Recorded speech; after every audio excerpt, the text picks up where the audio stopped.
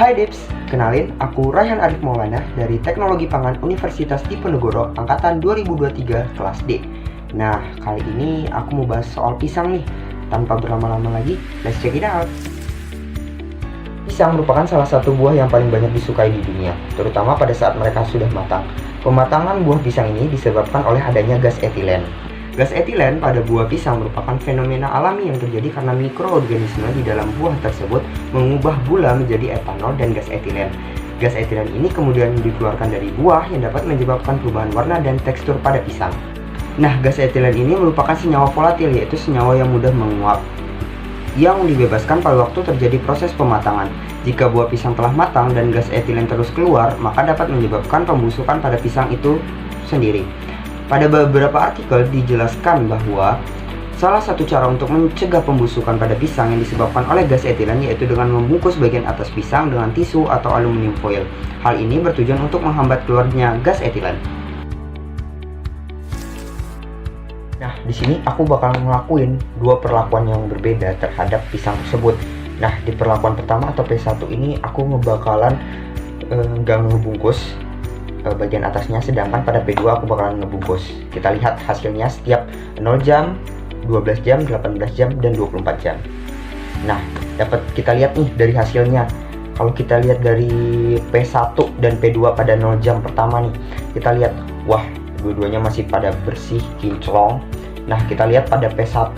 P1 ini dia mulus, kecuali di bagian atasnya itu ada sedikit stretch memanjang dan di bawahnya ada sedikit tompelan atau spot hitam.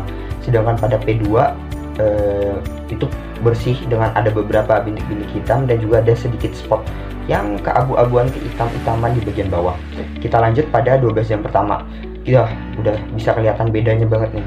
Pada 12 jam pertama untuk P1 itu stretch yang memanjang itu makin menghitam, di bawahnya juga spotnya itu makin menghitam, hitam legam. Kemudian juga bagian bawah, ujung bawah pisangnya itu juga lebih menghitam dari sebelumnya. Sedangkan pada P2 itu pada spot yang di bawah, spot yang samar-samar itu mulai kelihatan jelas, tetapi masih mulus dengan di bagian belakangnya itu ada sedikit spot atau lengkungan.